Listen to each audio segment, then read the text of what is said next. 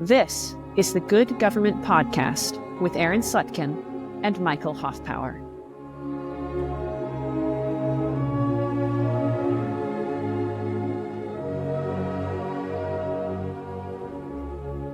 Today, Aaron and I are going to discuss Federalist 15, a wonderful paper, which has the following theme about it: the necessity of the national government to operate on individuals rather than on states alone. We will come to see that through the Articles of Confederation, the national government may only request things from the states. In Federalist 15, Publius will argue not only for the necessity of the proposed federal government to be able to operate directly on individuals within each state, but also to have the energy to do so. So let's get to work. Yeah, you identify the problem exactly. A government, Publius says, needs the power of coercion. Right? Law is implied in government. Laws need to be executed. Here's a good word to understand the Articles of Confederation: requisitions. The Articles of Confederation empower the Confederation Congress not to tax in the way that we understand taxes, right? Where the federal government takes a portion of my income every month. But the Articles of Confederation empowered the Confederation Congress to make requisitions of the states. That is, Requests. Yeah, it's putting your hands out and saying, please, sir, can I have some more? Those requisitions were legally binding on the states, but the Congress had no tools of enforcement. We see all these problems, most famously with the Newburgh conspiracy, where Congress cannot afford to pay its bills because it cannot put the states at its mercy. Yeah, it cannot afford to pay its troops. That's bad stuff, and I would invite everyone to study the Newburgh conspiracy. My favorite articulation of it is found in Flexner's Indispensable Man. I like that Publius admits in the opening paragraph that he's dragging us through the same consideration again. And so he sort of asks for our patience, but in a particular way. He says, the road over which you will still have to pass should in some places appear to you tedious or irksome, you will recollect that you are in quest of information on a subject the most momentous, which can engage the attention of a free people. Look, the subject matter is very important. So that's why we're still talking about it, but that's not the only reason why. He continues, that the field through which you have to travel is in itself spacious, and that the difficulties of the journey have been unnecessarily increased by the mazes with which sophistry has beset the way. Thank goodness Publius is here to help us with all of this sophistry that we can't see through. It will be my aim to remove the obstacles to your progress in as compendious a manner as it can be done without sacrificing utility to dispatch. Publius is here saying, I have already offered you 14 papers, the overwhelming majority of which have been arguing in favor of the Union and this Constitution, which secures the Union in a certain way. But the powers of the sophists out there, the spells they are putting you under, are so strong that I still have more work to do. And that more work is going to comprise Federalist Papers 15 through 22. He's not done yet. He keeps going on because of the extent of the challenge. And the challenge is all the more so because of the arguments against an energetic union. So we must discuss the insufficiency of the present Confederation to the preservation of the Union. Well, we've already learned the utility of the Union, and we've learned that the Confederacy, by nature, is insufficient to preserve it. And what follows in paragraph 4 is a long list of the plagues that we're experiencing, almost the last stage of national humiliation. He paints a picture of the Union really tottering on the brink of destruction. What's really wounding our pride and degrading our character, he says there, is the radical vice of the Articles of Confederation that is not capable of governing individuals. So this is a matter of pride and character. We are being degraded by this national humiliation. It's also affecting our souls, our sense of self-worth. as you said, we have a statement that is followed up by 10 questions. I don't know if this is how you read this, Aaron. Publius says, "Are there engagements to the performance of which we are held by every tie respectable among men? These are the subjects of constant and unblushing violation." So there are things we should do. There are engagements, the performance of which are the tie for every respectable human being. But we can't perform those engagements. We can't own up to them. And then he offers 10 questions in what follows, showing us the engagements we can't own up to. Do any of these stand out to you and seem worthy of note? The last question he asks, to shorten an enumeration of particulars, which can afford neither pleasure nor instruction, it may in general be demanded, what indication is there of national disorder, poverty, and insignificance that could befall a community so peculiarly blessed with natural advantages as we are, which does not form a part of the dark catalog of our public misfortune? What indication is there of national disorder, poverty, and insignificance that could befall a community so peculiarly blessed with natural advantages as we are, which does not form a part of the dark catalog of our public misfortunes? What is there? Right? Commerce, foreign affairs, diplomacy, war making, being able to demand that our now friend in the community of nations, Great Britain, give up its posts that it owes to us by the treaty that we signed with them. Everything that could possibly fall under the consideration of a nation, we are failing to execute. Greatness is within our horizon, but we're not only shooting ourselves in the foot here, we're committing national suicide. Yeah, I completely agree with the way you've articulated this. And Publius does speak of our sovereignty throughout this fourth paragraph. And so that allows me also to think of it in terms of our sovereignty. We are not sovereign.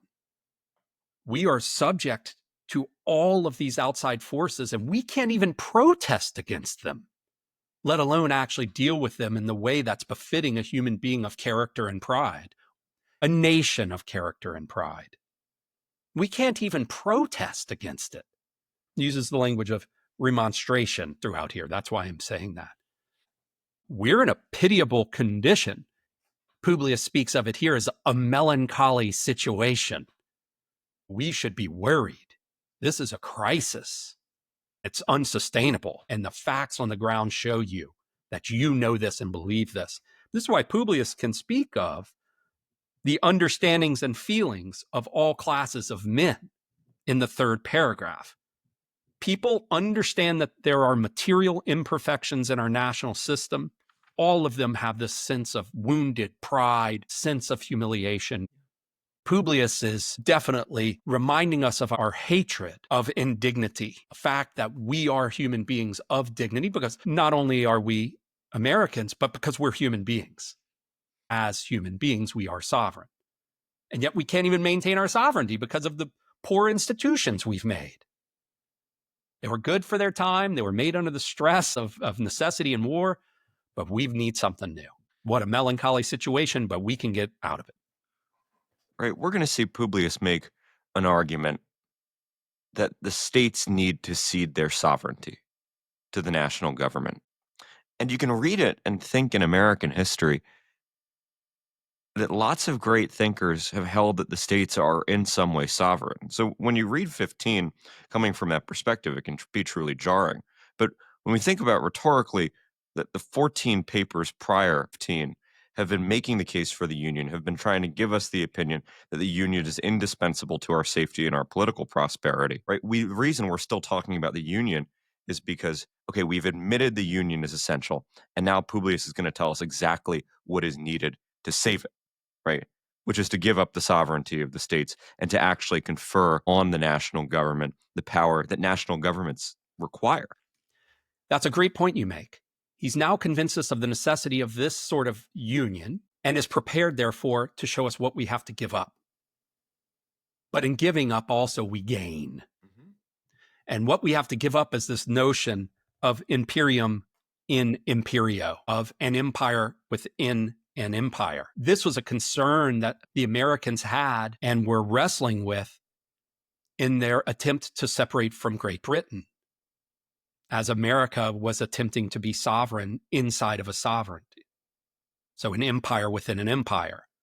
So all of that memory and experience is fresh for the Americans at this time. And now we can see it being laid over the notion of the states themselves being sovereign inside of a union and federal government, which is sovereign. So Publius has to wrestle with this, but he has to break that fatal charm which has too long seduced us from the paths of felicity and prosperity. There's all this wonderful language in Fed 15.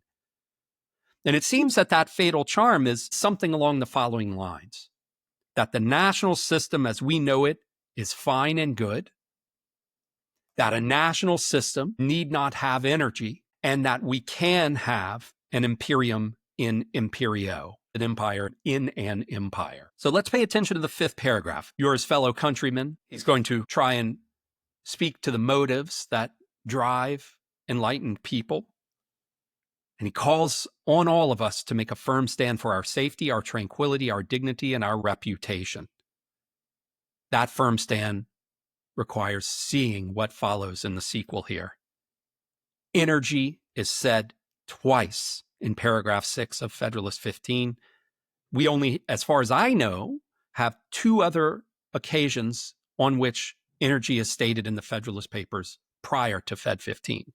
It's said in Fed 1 and in Fed 5.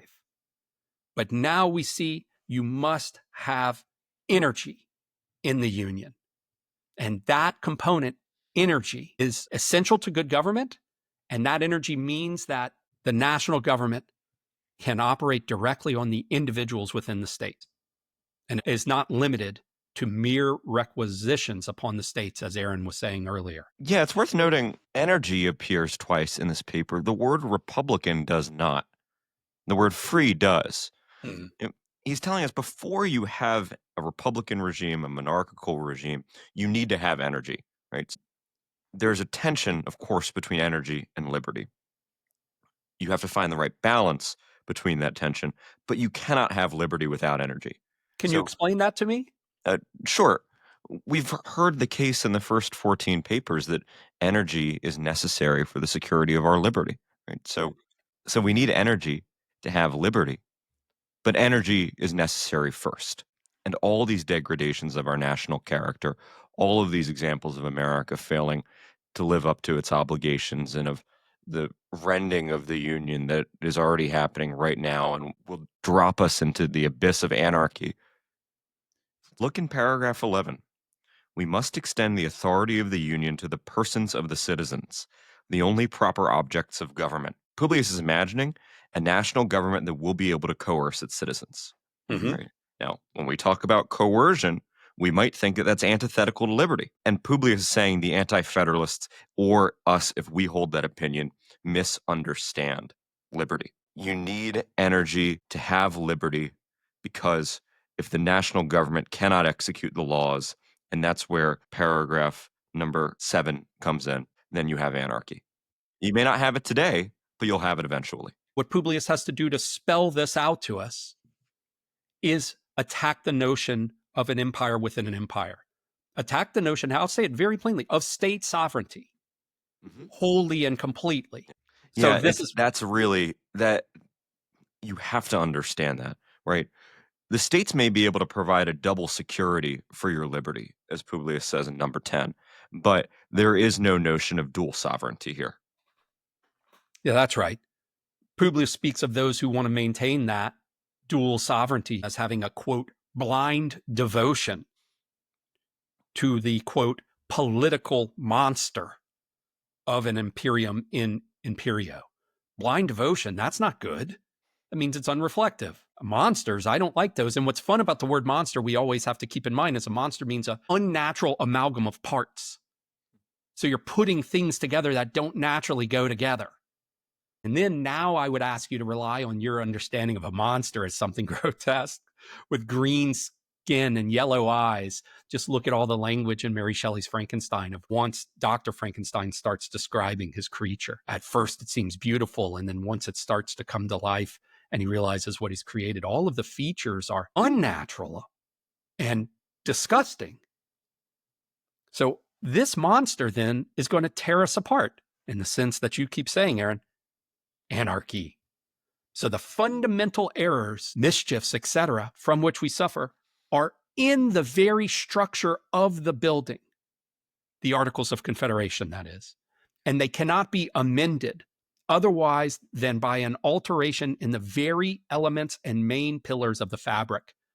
You aren't just remodeling this kitchen, just redoing the bathroom in this house that you're buying.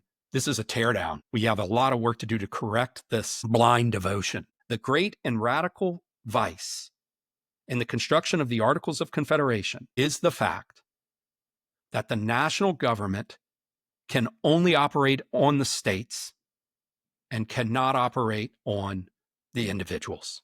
It cannot touch them. It cannot govern them or legislate them. It cannot execute the laws on them. And the reason why this is so troubling and dangerous, now we should investigate, Aaron. What do we learn about the laws here and the dangers here that stands out to you? Yeah, there's a really interesting argument here about confederacies. And he makes the case, look, what we have right now is a confederacy pretending to be a government. In a confederacy, sovereign states, and we might think of NATO or the UN, share some power, and there is no central body that can coerce them to action. If you have a central body that can coerce you to action, now you're no longer talking about a confederacy, you're talking about a government. The Articles of Confederation pretends to be a government because in theory, I'm here in paragraph 7, the Congress's resolutions concerning the objects of war, of commerce, are laws constitutionally binding on the members of the Union, yet in practice they are mere recommendations, which the states observe or disregard at their option. So now Publius asks the question, what happens when a state disregards the dictates of the national government? Well, they would have to be coerced, otherwise you are in a state of anarchy. Well, how do you coerce a state that thinks it's sovereign? The answer is war. So the answer is war. Every time we're going to execute the law, we're going to have to use the violent and sanguinary agency of the sword. Every breaking of the Confederacy's will involves, he says, a state of war. So we're back at Hobbes. Hobbes. I'm so glad you said that. I agree completely. I agree completely. We're back at Hobbes. And Machiavelli's a coming soon enough too. Let's make sure we understand why you're saying that. What are you thinking of when you say that, Aaron? Hobbes. For Hobbes, the state of nature is a state of war, of all against all. And I won't use the Latin like you. And so we need to give power to a central agent, to a sovereign that is able to help us achieve peace, because we are naturally peace-seeking. And once we get that peace inside Hobbes's framework in the Leviathan, once we get that Leviathan that rules over all of us, we have forfeited our natural rights to self-preservation and to kill anyone we want to kill and take whatever we want to take from them. We all, as the so-called subjects of the Leviathan, have forfeited those rights. The Leviathan himself, has not forfeited them. And so he exists in that state of nature with all of those rights over us. So that is to say, martial power. He also, of course, has the religious power, but that's not the point right now. But tremendous, tremendous violence. We're kept in check by way of fear of Leviathan. And it's also conceivable, by all means, that we also become good subjects by way of our adoption of the bourgeois values that are established in Leviathan and the commerce in which we engage. So either which way, there's some massive overriding power, and everything is reduced to violence. And that's the only way order can be maintained. He says, if we want to be honest about what kind of government we have, let's say that we are in a confederacy, and then each state can go its separate ways and it'll drag apart. But hold on a second, what were those other 14 papers about? We've decided that we don't want that because we don't want to be in a constant state of war. We don't want to be fighting over navigation rights to the Mississippi. We don't want to be pulled apart at the seams by European powers. So once we remember that the Union is good, then he says, we're going to want to create a national government capable of preserving it. And that, as we've said, requires reaching down into the citizens, and it requires that the states realize they need to give up their sovereignty, which is an amazing thing, right? And think about the power of the Federalists to be able to convince The states, and of course we mean the people of the states, because they're the ones who are called to deliberate, hey, you have to give up some of your independence. This is pointing back to something you raised in a previous discussion about whether the states themselves receive an education. I also really appreciate your reminding us of all of the work that's been established in the papers that came before. Yeah. That led us to reject the possibility of a mere league of friendship, as is the language in the Articles of Confederation, or any confederation as choice-worthy and good. And look at this. I said I see some Machiavelli here too, of course. Well, maybe it's just whenever you're a hammer, everything's a nail. But this is towards the tail end of paragraph 9. The general lesson here is that chains of obligation are easily broken whenever any impulse or immediate interest or passion pops up. And what do we know about human beings? That's an engine that drives them. And as we're about to see, it's one thing to speak of the way that individuals behave who have these aspects of their character. Publius is going to get really serious in what comes up next and talking about the differences of behavior between individuals and what I would call a mob or a mass of people. But before we get to that, we need to talk about some other stuff that Publius brings up that's absolutely wonderful. Thinking about paragraph 11. In paragraph 11, Aaron, what I would like to discuss next is Publius speaks of a league versus a government. And you already looked at 11, but notice in 11, he speaks of the difference between a league and a government, and then he defines government at the beginning of paragraph 12 and Federalist 15. Government implies the power of making laws. What makes a law a law? It has a penalty or punishment for disobedience. A law has an or else versus a suggestion. Aaron, you should get a haircut. I think you might consider it. That's just a suggestion. Versus Aaron, get a haircut or else.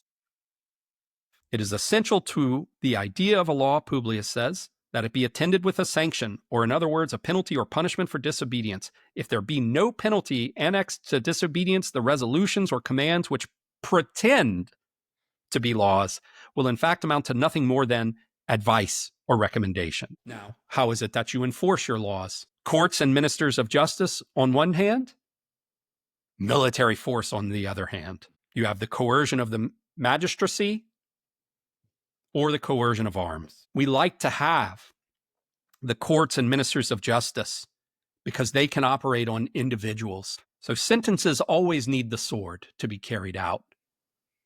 But when it comes down to the national government operating on states to level its sentence and carry it out to make its law truly a law, the violence is going to be much greater than when it has the power just simply to take away Aaron's driver's license, to enforce him to get a haircut, etc. Yeah, covenants without the sword are but words. Anything short of this does not deserve the name government, Publius says. Government is where you find laws.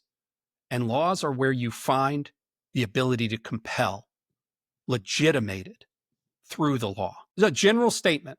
We're not talking about the quality of any particular law.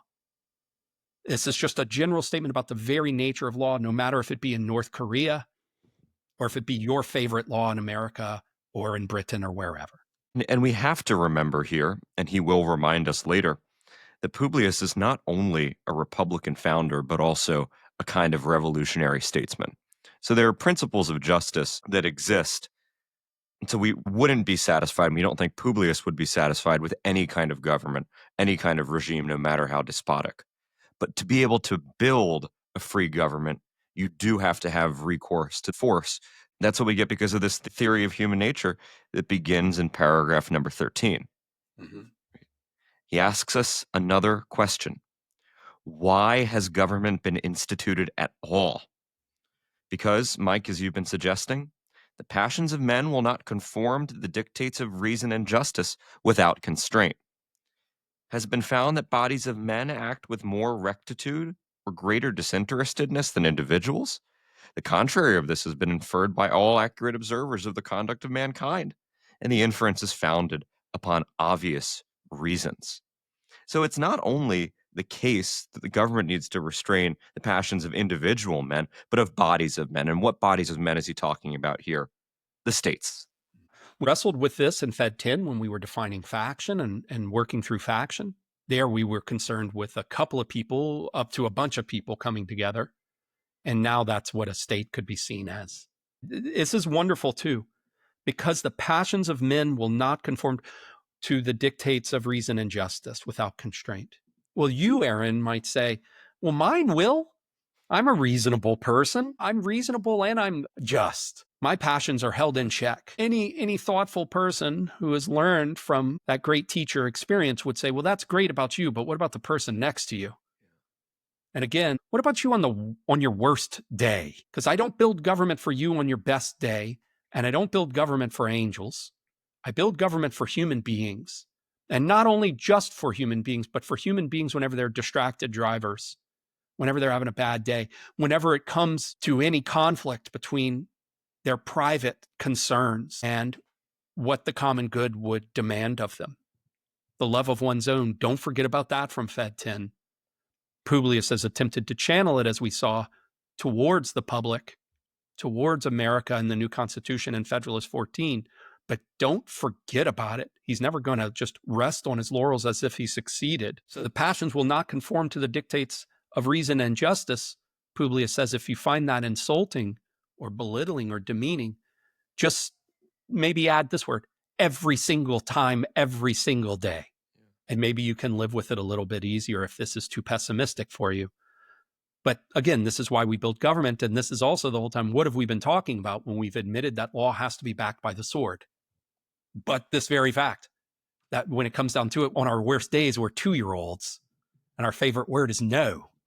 The word of a free human being, no, is also the word of a 2-year-old, of a petulant child. So Publius has to carve out the space to allow the no of a free human being to flourish, not the word of a person who is little different from a 2-year-old child to flourish. And look at what he says here in the sequel to what Aaron read, regard to reputation.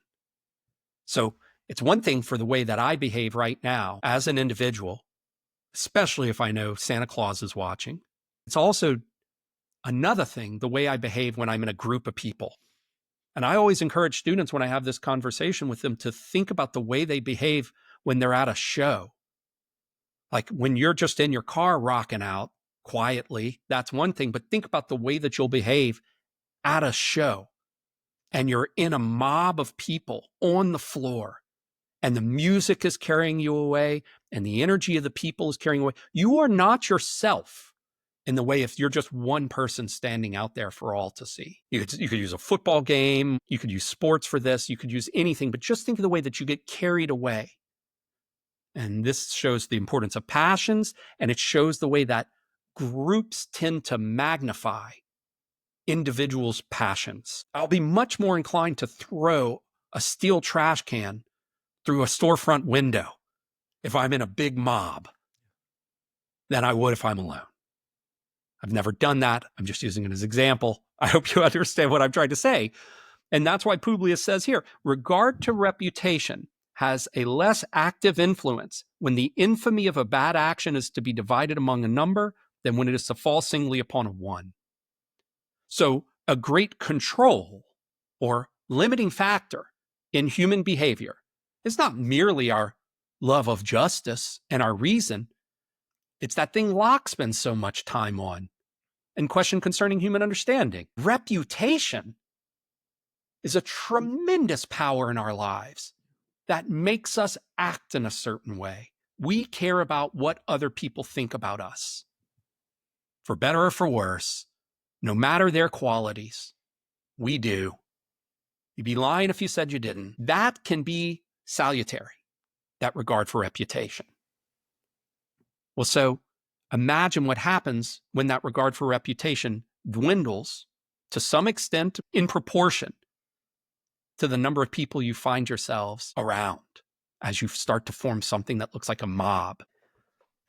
Publius says, a spirit of faction which is apt to mingle its poison in the deliberations of all bodies of men will often hurry the persons of whom they are composed into improprieties and excesses for which they would blush in a private capacity. This is where The Simpsons is very instructive, a show we used to watch that nonetheless is still on the air to this day. All it takes is a split second in The Simpsons for someone says, just think of the children. And then the torches are out and the pitchforks are out and they're a mob. And then it seems as if Moe is able to just bring up the most harebrained things in the middle of that mob and get away with it. Just think about all the crazy things you can do there. And it's ignited by a passion. Reputation and concern for reputation falls by the wayside. And now you're just a faction. Publius says a spirit of faction. Remind us of why that is important. It means you're trampling on the rights of others or the permanent and aggregate interests of the community. The word anarchy has been used, and you can see now the word faction being used. Bad stuff. And so even when the states are actuated by common interest in a way that they are willing to comply with the sound dictates of the central government, they need to be permanently restrained from acting in this way. Their love of power, there's that phrase in paragraph 14, their love of power needs to be restrained in the same way that any state would restrain an individual's love of power. So this analogy of the individual to the state becomes extended here. States love power. That's why they need to give up their sovereignty. You and I want to exert power over each other. We want to dominate each other. That's why we need to be restrained. So it's remarkable. All of these passions that don't conform to the dictates of reason and justice, the way that those passions can be checked by our regard for reputation, well, that's lost when we become a mass instead of an individual. And then next, we realize that the love of power operates in the hearts of all human beings, even the most timid, Publius would say. Power, controlled or abridged, is almost always the rival and enemy of that power by which it is controlled or abridged. So there's a struggle now over power. And again, Aaron, you're rightly making us think about this. This is occurring. We have individuals, we have states, and then we have the national government. And this love of power should occupy all of those stations. It's not like all of the sudden those who run the national government are devoid of these passions that we're finding in the states, are behaving unlike other human beings who find themselves amidst a great number of people, nor should the national government be excluded from the statement on the love of power. But Publius is here showing us the problem of empire within an empire and how it is that it's not going to work. Somebody has to have this energy. And if that energy is sitting in the state governments, especially now given what we understand about the defects in the Articles of Confederation, and then what that means regarding extreme violence, we have to lodge this energy in the proposed Constitution, and we have to realize that they have to have the power over the states to operate on the individuals. And if there's any vestige of it that's uncertain or that is left in the states, that struggle for power itself will be yet another fuse to light war, I think. So to what extent are the states still states? Mm-hmm. Right. I mean, so they are not merely administrative units of the federal government. They have their own government. But are we confused to think about it that way? Publius will address this in the upcoming papers. And he's going to speak about the obligation that people in the states will have to their local institutions. He'll speak about the police powers there. And so he's still going to show us that the states have plenty of work to do, and that there can be a lot of sort of satiation of the desire of certain ambitious people in state government. So those who want to can, and that's we're going to get there in a minute. But for the time being, what we have to see is that the love of power and our understanding of it, the fact that anytime someone gets power, those who don't have it are going to be the enemy of those who have the power. That proposition will teach us how little reason there is to expect that the persons entrusted with the administration of the affairs of the particular members of a confederacy, for instance, Virginia, New York, etc., will at all times be ready with perfect good humor and an unbiased regard to the public weal to execute the resolutions or decrees of the general authority. The reverse of this results from the constitution of man. And the love of power is another reason why the national authority has to be able to reach past the state authority to legislate certain aspects of the individuals' lives, because the love of power, and here he uses the word bias, will lead the people who govern in the states to govern according to their own authority and not to the general authority. Therefore, none of the laws exacted by the national government will be enforced or enforceable except by way of full military force. So it's not only not good government, it is not government. That's right. Because the definition of government is that which has laws and laws which have force. And what it will be is just something like closer to international war. So we're back to the lessons we learned in the single-digit papers. The national government itself will become something like a stateless state that's attempting to be an empire. Publius shows us the dire straits that we're in the concluding paragraph of Federalist 15. The question of whether we're to be 1 or 13 is taken up in Brutus 1, and here Publius is addressing the concurrence of 13 distinct sovereign wills. So let's take a look at the closing paragraph, please. The concurrence of 13 distinct sovereign wills is requisite under the Confederation to the complete execution of every important measure that proceeds from the Union. It has happened, as was to have been foreseen. The measures of the Union have not been executed. The delinquencies of the state have, step by step, matured themselves to an extreme, which has at length arrested all the wheels of the national government and brought them to an awful stand. Congress at this time scarcely possesses the means of keeping up the forms of administration till the states can have time to agree upon a more substantial substitute for the present shadow of a federal government. Things did not come to this desperate extremity at once.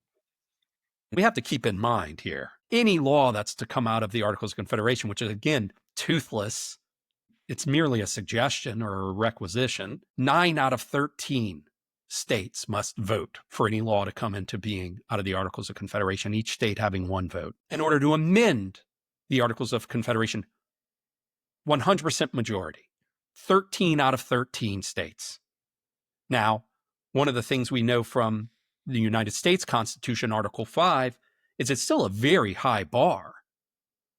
3/4 majority is needed in order to amend the United States Constitution. So 75% versus 100%. Is this right? Is it not 2/3? It's 2/3 to move. Okay. It's 2/3 to bring it into being. Okay. But once it's actually time to amend it, it takes 3/4. Okay. Yeah, it's not mere 66%. But this is what you're talking about are the earlier stages of bringing it into being, getting it out of Congress or from the states themselves to get us then to vote on it. So it's a 2-tier system of bringing it into being in Article 5 of the Constitution.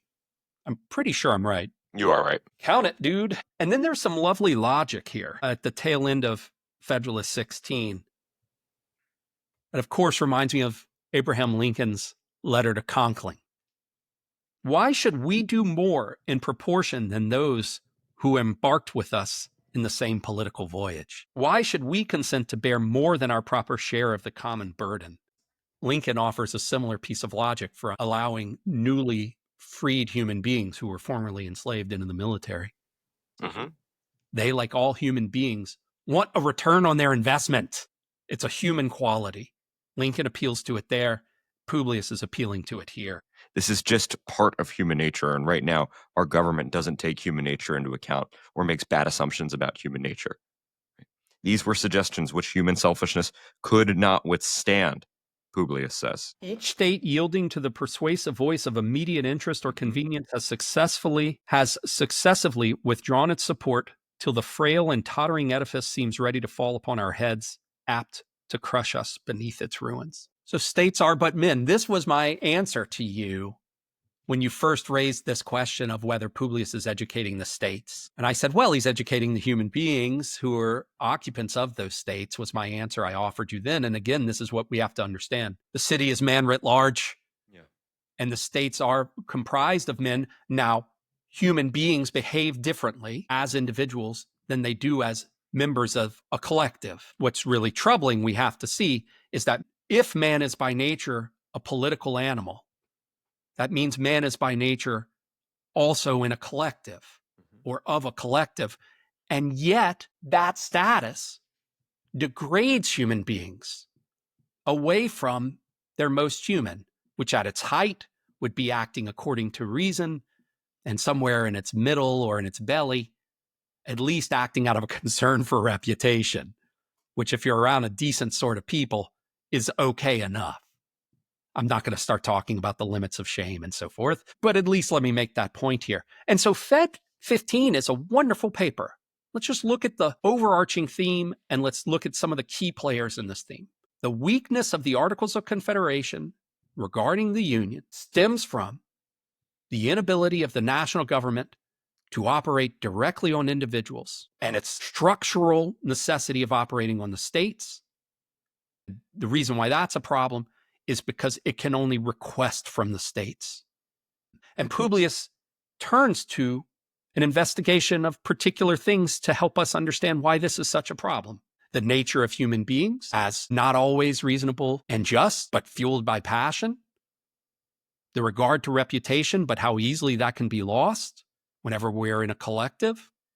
The nature of government as always having a compulsory element, but that compulsory element being compatible with justice. Somehow, it's not explored, but somehow compatible with justice and civilization. And that sword, that violence of law, which is somehow compatible with justice and civilization, is lost whenever you have to operate on states as opposed to individuals. Because when you operate on states with that same violence, you're not acting as a magistrate, you're acting as a sovereign nation. And that's what we call war between sovereign nations. That's bad stuff. The love of power is here. That's in the hearts of all human beings, it appears. And that also is a component of the bias that he expects to encounter in the states. Selfishness is here. So my love of power and my selfishness, that means also that I'm selfish for my power. I'm jealous of it. I don't want to give it up, my power.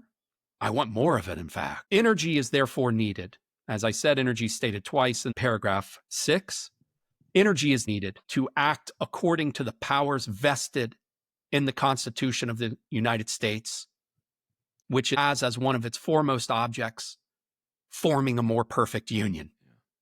And energy is not simply just giving the federal government stronger teeth. It's changing the relationship of the central government to the objects on which it has to operate. Mm-hmm. So not only are we going to have stronger teeth, those stronger teeth will be able to extend the metaphor to bite the people within the states. Ouch. Because otherwise, that's not energy, right? So energy is not simply a matter of degree. It's a matter of object. Yeah. Wonderful. I mean, again and again, I really like Fed 15.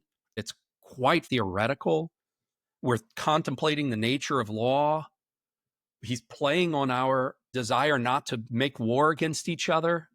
He doesn't even have to explain that to us. He doesn't have to explain to us that law needs to be backed by force. He's not worried about how much we might disagree with or dislike that. He can just put it out there and accept it. It doesn't need defense. What needs defense is the Union as conceived of through the proposed Constitution against the dark charms and sophistries of the opponents of the proposed Constitution, who think that the states must remain sovereign and who maintain that contradiction, that monster imperium in imperio. Well, Aaron, I think we should stop there. We've done a lot of work on Federalist 15. I think we understand it quite clearly, and I'm excited about moving forward because Publius is going to talk about this subject a little bit more in 16 and 17, and then shift slightly in 18 through 22, and that will round out this consideration. So thanks so much, Aaron, for taking the time to discuss Federalist 15 with me today. Yeah, thank you.